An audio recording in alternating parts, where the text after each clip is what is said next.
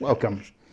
This is going to be my rundown of the top 3 UFC prospects in each division.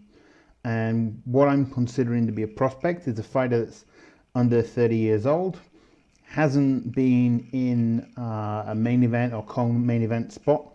So obviously that's going to rule out a lot of fighters on the roster who maybe aren't big names, but that's what we're going to go for in this one. Also, I've made separate videos for each division, and then in that I consider the top 10 prospects outside the UFC. So if you're interested in that, please have a look at those videos as well. We're going to start off with the women's 115-pound division. In that division, the top 3 prospects inside the UFC, in my opinion, Tatiana Padilla-Suarez, 4-0, very good wrestling base and was impressive on The Ultimate Fighter. Can her striking game evolve to be as dominant as her ground game? It's certainly a big question, but I think she's going to be a top 5 contender in the future. Number 2, Justine Kish, 6-0 in MMA, 18-2 in kickboxing. Kish is more than just a striker, with 2 wins via submission. Kish could become a top contender in the next few years, but I would like to see her progress inside the UFC quite slowly. So, they should give her matchups that suit her and not try to push her too fast. And the last one, rounding out the top 3, Poliana Botelho, 5-1. She's won every fight via TKO and only lost by decision. She's yet to make her UFC debut, and it will be interesting to see how her opponents try to handle her power and see if they can push her into deep waters. Honorable mentions to Team Alpha Males Cynthia Cavallo. Also, I would have probably put Alexa Grasso right at the top of this list, actually, but she just co-main event an event. Okay, that's the top 3 in the 115-pound women's division. So when we talk about the prospects inside the UFC's 135-pound women's division, it's easy. There's only one. There's only one that meets my criteria. That's not to say that this division's dead by any means or anything like that. I think the women's 135-pounders, there's a lot of good fighters there, but maybe a lot of them have already fought in main events, co-main events. But yeah, getting back to the top pick, Ketlen Vieira, 7-0. She won her UFC debut via split decision, and there's a tough fight coming up.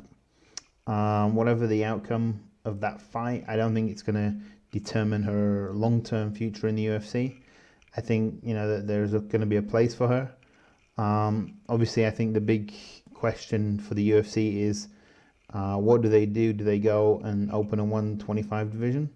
Looking at the future, let's say, of the division at 135, it may be tough for them to open up a 125 division in the near future. So, UFC top prospects for the 125 division. The guy that I've actually picked at number 1, it's a little bit weird because he's currently suspended due to a suspected, not confirmed, but a suspected USADA violation. And USADA haven't had the best record recently, so there's enough reason to give Mateus Nicolai Pereira the benefit of the doubt. Currently 12-1-1. Is a good striker with a wicked ground game. He owns the first Japanese necktie submission in UFC history. What's going to happen with the future of his career? A lot of that depends on, what the decision with USADA is. Maybe he's cleared and he's just lost a few months of his career. Or maybe he's suspended for 2 years. And at this point, him becoming called a top prospect, let's stick a pin in that. So we'll see what happens with the USADA situation. But if it turns out he did nothing wrong and everything's fine. I honestly don't care one way or the other. I'm not a huge fan of his beyond loving the sport, but I think if he is cleared, he's the top prospect in the division. The second guy on my list is Ben Nguyen, 17-6, but currently 3-1 in the UFC. This Vietnamese American is already ranked inside the top 15 for the UFC, but like I said, I think those rankings are trash. He had a bad spell between 2009 and 2010, losing 4 of 5, but since made significant adjustments and is currently 10-1 in his last 11 bouts. He has a high-level striking game, and I think he's improving on the ground. He could be a contender by the end of this year or 2018. If DJ is still around, it's hard to see anybody beating DJ, but I think Ngannou could certainly become the #1 contender in the division. And my last fighter rounding out this division, Magomed Bibulatov, 13-0, yet to make his UFC debut, but he is a very well-rounded fighter who could be part of the Russian wave taking over. The number of top young talents that are what we might consider prospects that are Russians is scary. Honorable mentions to Ray Borg, Alex Pantoyo, and Jared Brooks, if he ever gets to fight after the McCall fight got called off. So yeah, I think the 125 division, there is a strong king at the top of the division, but there's plenty of young up-and-comers trying to get at him. So now we move to the UFC 135-pound division, currently reigned over by Cody Garbrandt. The top prospect for me hasn't fought in the UFC yet, but BAMA fans from the UK or from Europe will know this kid. Actually, the Fighter Kid, Tom Duquesnoy. He's 4-1. His only loss is to Makwan Amirkhani, who I also feel very highly about.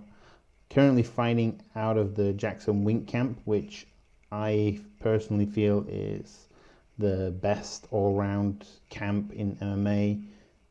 Great cornering advice, great training, great training partners. I expect him to be ranked in the top 5 by the end of 2018. He could even be the title holder by that time. We have to wait and see what happens when he debuts.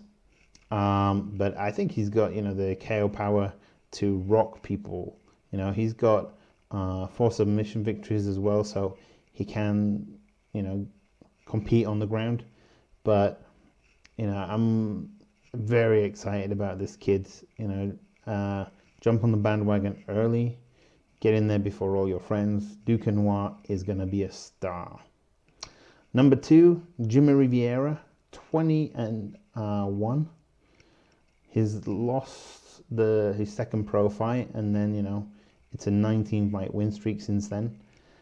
He beat legend Uriah Faber, so I think that is the standout name on his CV. How far away he is from a title shot? 2, maybe 3 fights. Yeah, so I think he could definitely be a player to be reckoned with this year or next year in the title picture. Yeah, I think he's good enough to worry a lot of the guys in that division. Number 3 on the list, Rob Font, 13-2. He's fought as high as lightweight and recently lost to John Lineker. But he did go the distance with a guy that has some of the heaviest hands in the lighter weight divisions. If he can carry over the power, carry the power down, let's say, to 135, I think he could be, a top competitor. He's certainly going to be strong in that division, and I think he's got pretty good skills as well. Shout outs as well. Thomas Almeida would have definitely been on the list. He's young and super talented, but he headlined the card against that current champion Cody Garbrandt. Also, Amin Zahabi, he went 7-0 quite recently in the UFC. I was impressed with him, but I also saw a lot of holes in his game, and I think some of them were very obvious ones. Also, Damian Stasiak, he's a Polish standout, very solid ground game. I think he needs time to improve on the feet, but that's my top 3 in the UFC. Stepping into the 145 division, the guy who is the, interim champion, Max Holloway, he was one of the first guys I remember looking at and thinking at a really young age that this guy is kind of rough, but he's got the potential to be a big star. So what we're going to do now is look at the other people in this division that have the potential to be a big star, So top of the list is Mirsad Bektic, currently 11-0 with a very important fight coming up at UFC 209 against veteran Darren Elkins. Bektic already has 4 wins inside the octagon. Dangerous all over, very well rounded. But again, he needs to continue to evolve. If he has evolved, then I think he beats Elkins, Where does he go from there?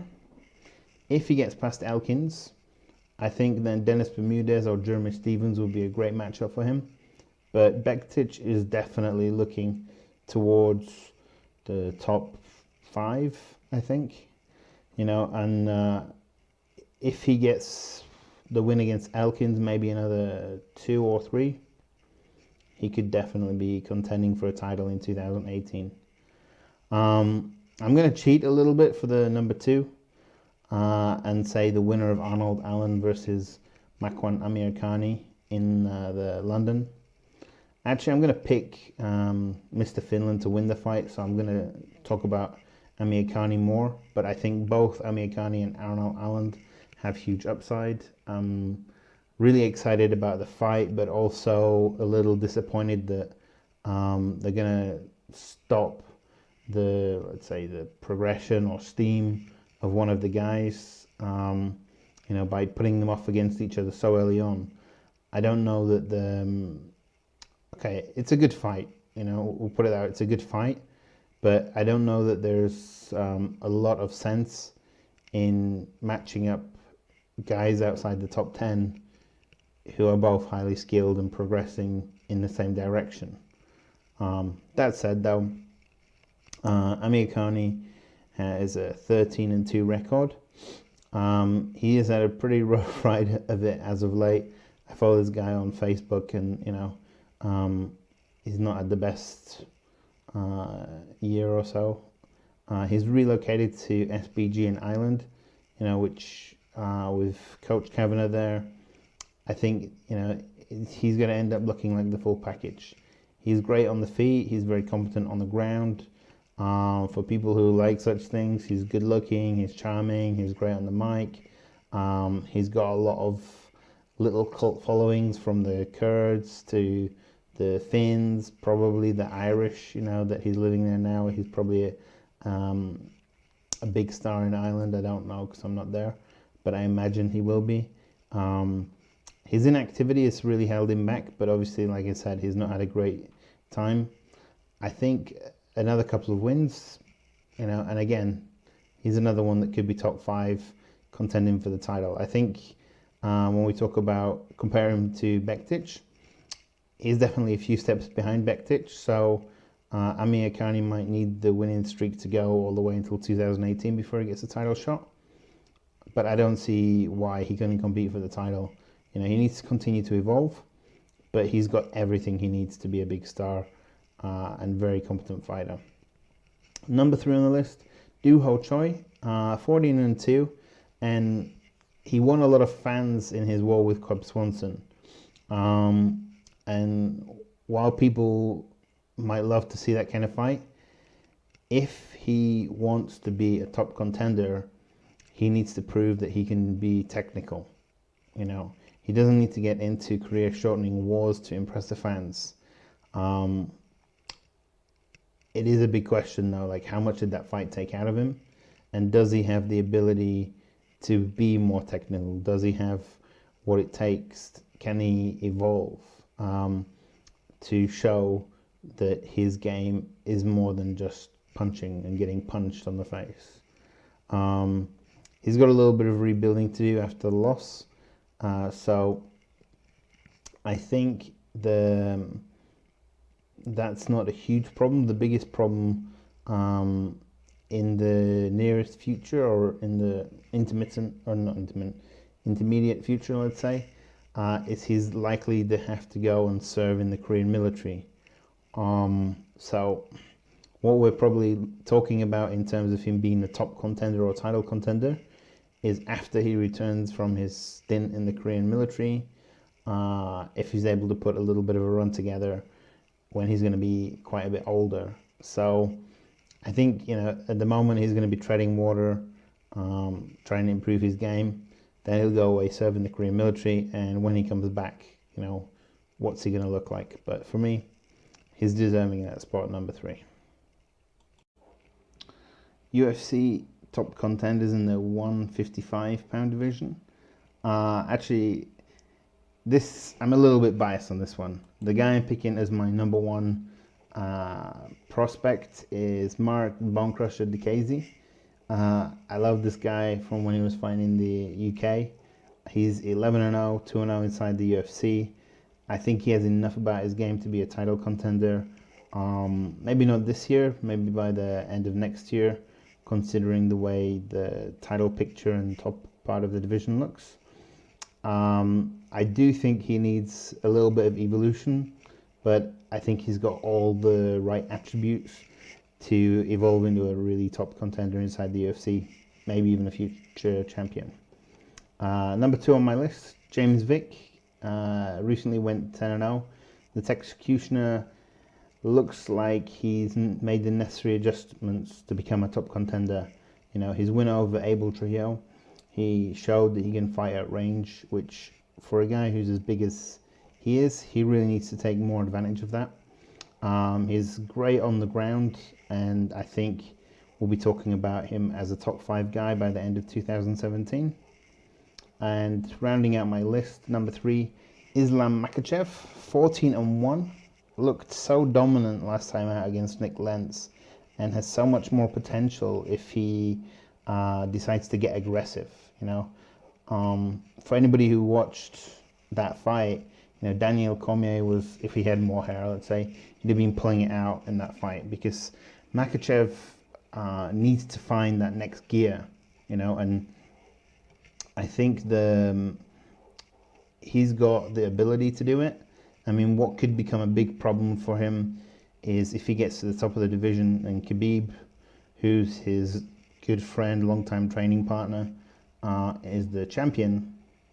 I don't see those two guys fighting at all, you know. So if we talk about Makhachev becoming a future champion, the only way I see that happening is if Khabib isn't at the top of the tree, you know. But he's got huge upside. He's definitely going to be a handful for anybody out there. You know, I don't know what the rankings in the UFC show currently, because I think the rankings are trash anyway. But I think Makhachev has all the ability to step in and compete with anybody in the division at the moment. So, top prospects for the 170 division, currently reigned over by Tyrone Woodley. This was quite tough, actually. You know, I've thought about the order, but I'm going to go with Nico Price at number 1 prospect.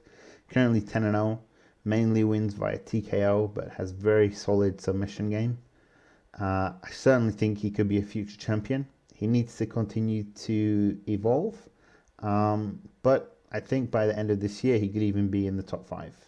We'll see who they line him up with next and how he does progress this year.